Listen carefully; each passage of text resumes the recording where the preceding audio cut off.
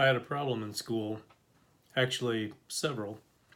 One was maturity, but eventually I grew up. The big one was I was always asking why, followed by its companion, how do you know that's true? Hi, this is Gary. This is Manufacturing. This podcast is brought to you by Ignition from Inductive Automation. For your HMI SCADA needs, contact Inductive Automation and find out more about Ignition. This podcast is also brought to you by the Industry of Things East event in Orlando, Florida, being held in November the 15th, 16th, and I will be speaking on that Thursday. And come and heckle me if you wish, and check out Industry of Things East. Rudyard Kipling had 6 honest serving men who taught him all he knew. I used 2 of them, forgot about the rest. Those were the ones the professors wanted: what, when, who, and where. A couple of professors or teachers that I had over the years taught how to think, but most just asked to memorize things and come back and write down all the stuff I memorized.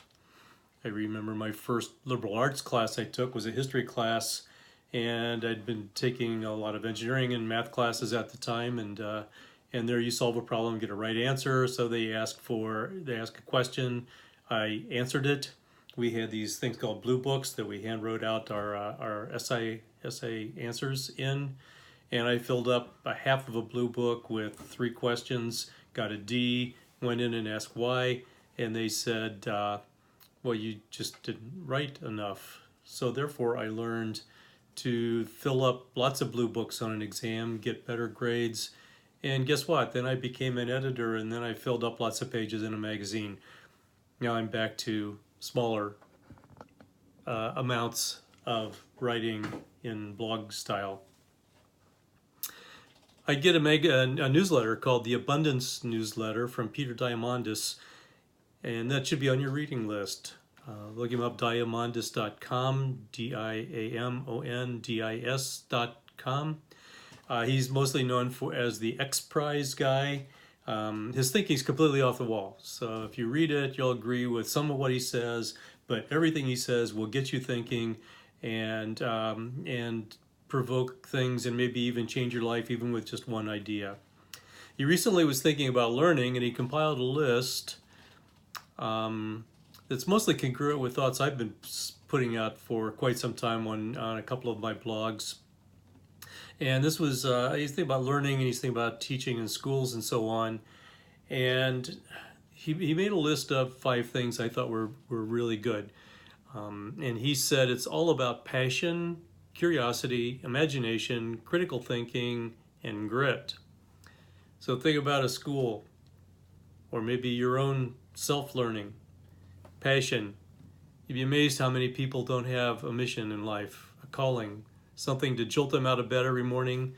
The most valuable source for humanity, or resource for humanity, is the persistent and passionate human mind. So creating a future of passionate kids is very important. What can you do to support kids in finding their passion or their purpose, something that's uniquely theirs? For some strange reason, I had an early fascination with tools, and I wound up with a career that included manufacturing engineering, which is all about tools. Interesting. Find something for the kids around you and help spur their interest, which leads to curiosity. Curiosity is something innate in kids, yet something lost by most adults during the course of their life. Why? In a world of Google, robots, and AI, raising a kid that is constantly asking questions and running what-if experiments can be extremely valuable. In an age of machine learning, massive data, and 1 trillion sensors, it will be the quality of your questions that will be most important. I suggest reading a biography of Einstein. The entire theory of relativity came from what-if thought questions and answers solely in his mind before he actually worked out the physics and the math. Next is imagination, and it was another Einstein thing. Imagination. Entrepreneurs and visionaries imagine a world in the future they want to live in, and then they create it. Kids happen to be some of the most imaginative humans around. It's critical. They know how important and liberating imagination can be. Encourage it. Critical thinking. In a world flooded with often conflicting ideas, baseless claims, misleading headlines, negative news, misinformation, learning the skill of critical thinking helps find the signal in the noise. This principle is perhaps the most difficult to teach kids and to remember as adults. Grit, persistence. Grit's defined as passion and perseverance in pursuit of long-term goals.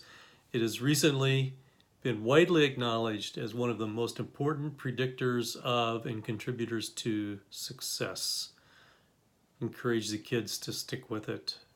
And maybe you in your career, you see something needed changed, stick with it until it gets done. Perhaps we limit ourselves on problems we're solving. For the past several years, the theme at National Instruments Annual User Group, NI Week, has been focused on how they solve some of the world's biggest problems. Writing in the Daily Stoic, Ryan Holiday quotes Confucius, who says, "Virtue is never solitary, it always has neighbors." What he meant was that good behavior and good thinking is contagious. It will influence the people around you.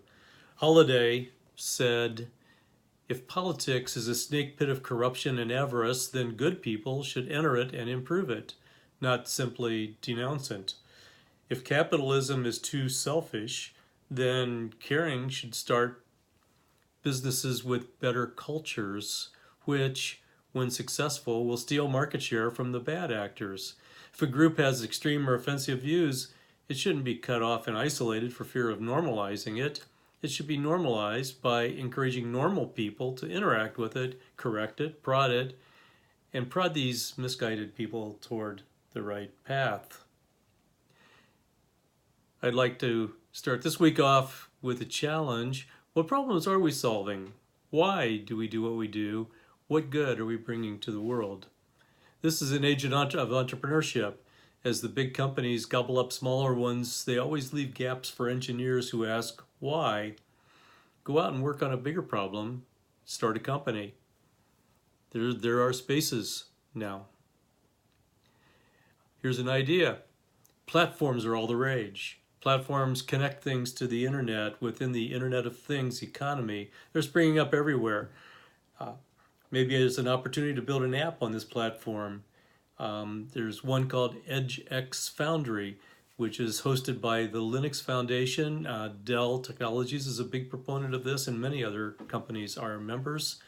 And there's an opportunity to put an app on it, kind of like the App Store, and maybe sell it. It helps somebody connect something to the Internet of Things and solve a problem. But there's not only EdgeX Foundry. Cisco has a platform. Siemens MindSphere, part of their idea, their hope is that people will build apps within MindSphere to help people connect things together. SAP also has a platform. There are lots of platforms. I run across them, used to be every week was another platform.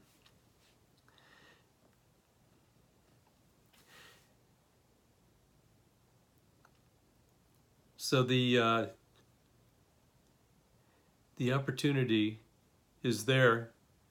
If you're curious about something and want to solve a big problem, maybe even you as a programmer can program an app and put it together and put it on a platform and sell it and maybe sell the company.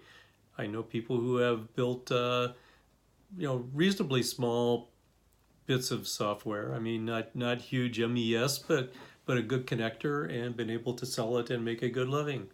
Go out and connect things, connect ideas, stir up your curiosity, build a platform, build your own platform. This is Gary. That was Manufacturing. This podcast is brought to you by Ignition from Inductive Automation. Check them out, inductiveautomation.com. Also, it's brought to you by the Industry of Things World East, to be held in November in Orlando. I'll be speaking. If you can make it down there, check it out. Come down and visit me and heckle me during the audience, or during as an audience during my presentation. See if you can get me all off the track.